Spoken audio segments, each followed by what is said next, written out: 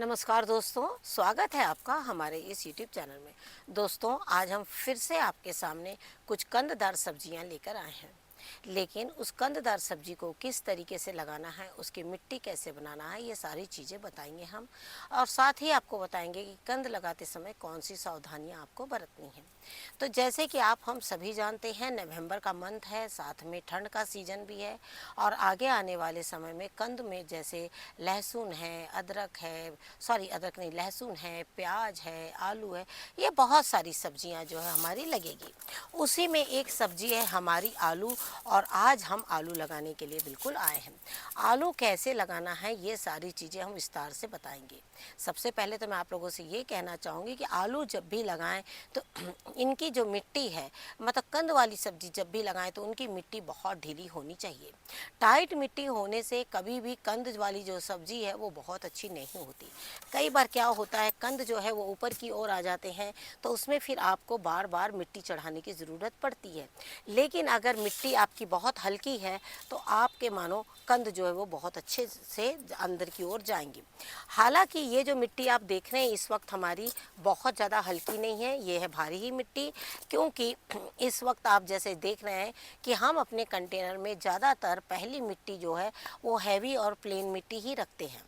उसके बाद में जो भी हमें सब्जियां लगानी हैं वो मिट्टी उसके ऊपर में हम डालते हैं। तो मैं चलिए सबसे पहले आपको बताऊंगी कि एक हल्की मिट्टी बनाने के लिए आपको उसमें क्या क्या मिलाना है और आलूओं को किस तरीके से लगाना है। सबसे पहले तो आपको मैं एक चीज़ बताना चाहूँगी, आपके पास चाहे पत्ते हो, चाहे राइस हस्क हो, चाहे जिस भी तरीके से, लेकिन मिट्टी जो है बहुत हल्की होनी चाहिए। जब हम एक मिट्टी में खाद बनाते हैं तो मिट्टी जो है वो अपने आप में हल्की हो जाती है। लेकिन जब कोई मिट्टी में हम खाद नहीं मिलाते हैं तो वो मिट्टी बहुत हैवी होती है और उसमें ना ही कोई जड़ अच्छे से जा पाती है और ना ही कोई अंदर कंद जा पाते हैं।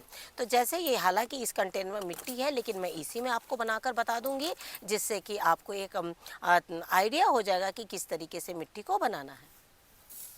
तो जैसे आप देख रहे हैं हमारे पास राइस हस्क है कुछ, तो हमने ये राइस हस्क ले लिया है।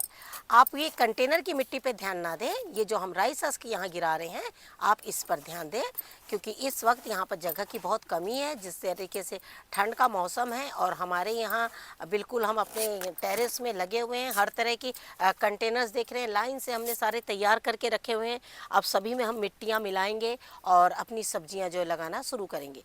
तो जैसे आपने देखा कि ये है राइस हस्क, उसके बाद में आप देख रहे हैं ये है गोबर की खाद बिल्कुल सूखी हुई, ये देखिए इस तरीके से।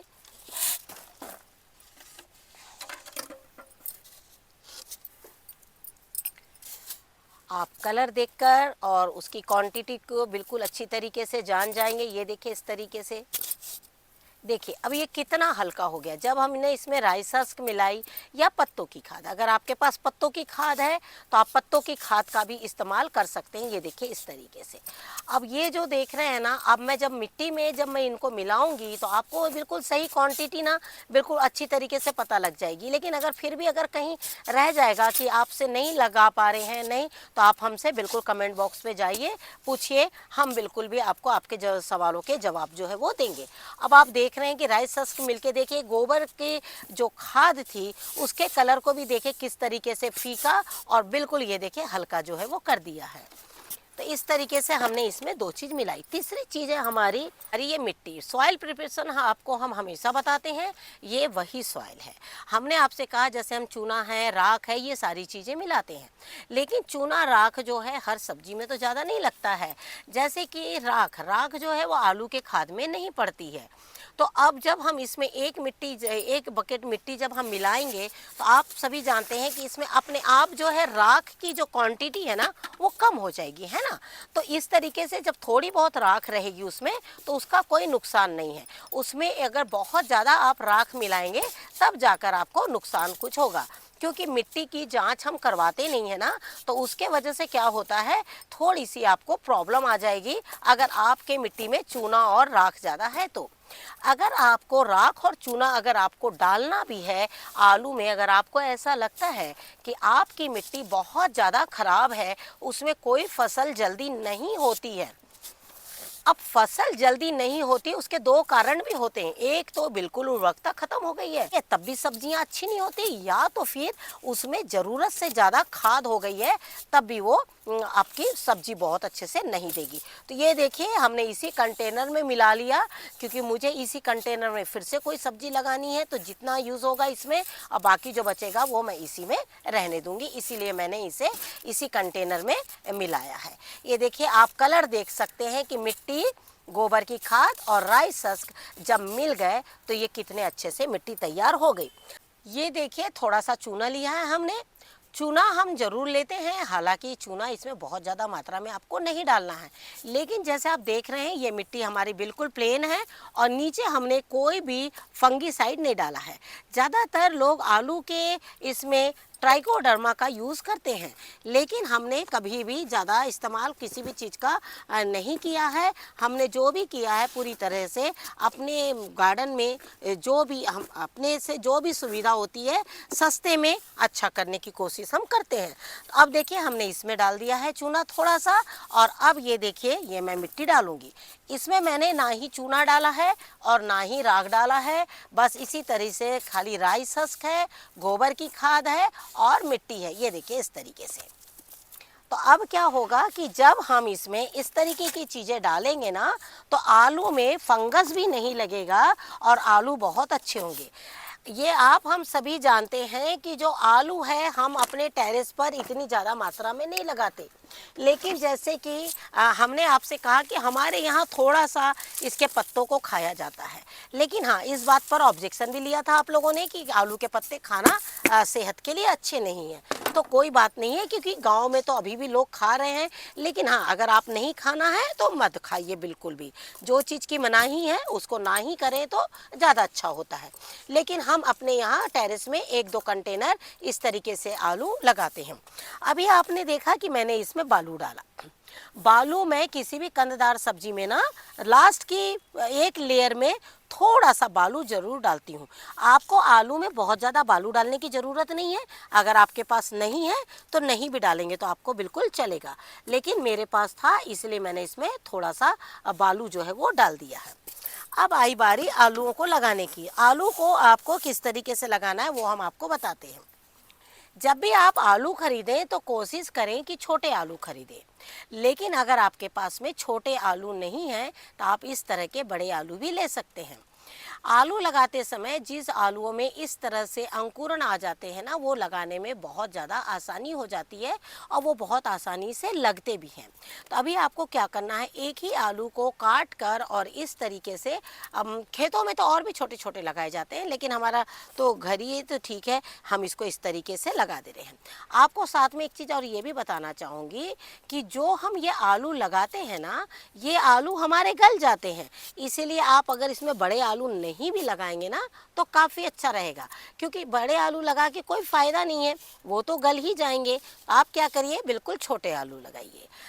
हमने बालू इसलिए डाला कि हम लोग की मिट्टी जो है हम इसकी जांच परख तो करते नहीं हैं, साथ में कोशिश यही करते हैं कि इनका ड्रेनेज जो है वो अच्छा होना चाहिए, लेकिन अगर ड्रेनेज अच्छा ना हो तो हमारे तो आलू ख़राब हो जाएंगे। और यही वजह है कि हम ऐसे आलूओं को थोड़े से बालुओं के सहारे जब लगाते हैं तो उससे क्या होता है कि पानी बिल्कुल भी जम नहीं पाता है और आलू जो है बहुत अच्छे से अंकुरण हो जाता है।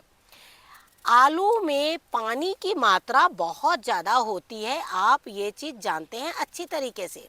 आलू कभी भी नहीं सूखता है, आलू को आप चाहे कुछ भी कर लीजिए वो कभी भी नहीं सूखता है। और यही वजह है कि जब हम आलू लगाते हैं तो कोशिश करते हैं कि उसमें शुरू में पानी या पानी की मात्रा थोड़ी सी कम रखें। जब हम आलू लगाएं तो कोशिश करें कि थोड़ा सा दूर दूर ही लगाएं, लेकिन अभी मेरे पास इतने आलू हैं तो मैं इसे एक कंटेनर में पूरे लगा दे रही हूँ।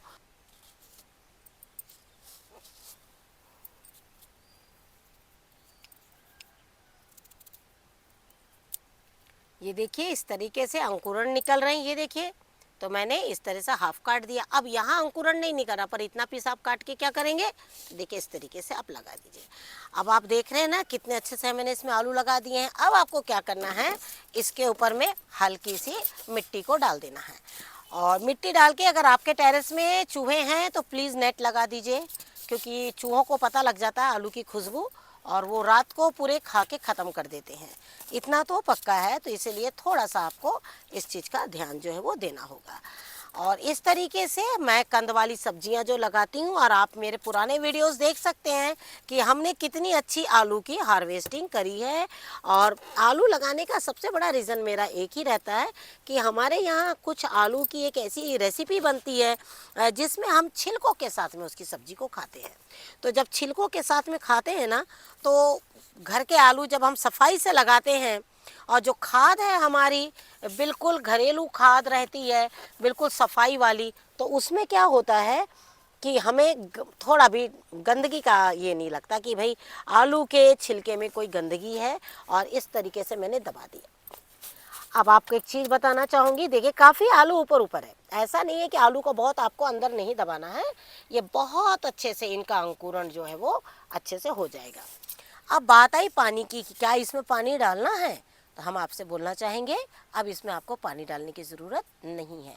आलू अपने आप में एक पानी वाली चीज़ है, उसका पानी इतने आसानी से नहीं सूखता है। जब आलू का पानी जो है वो अपने आप इसी मिट्टी में जाता जाएगा और उसकी जड़ें अपने आप निकलते चली जाएगी और ऊपर से पत्ते जो है वो निकलते चले जाएंगे। तो इस तरीके से आपको आलूओं को लगाना है। 1-2 कंटेनर अपने टेरेस पे ज़रूर लगाइए और ठंड के दिन में हरियाली का अनुभव बिल्कुल करते रहिए। Thank you very much. नमस्कार। जय हिंद, जय भारत।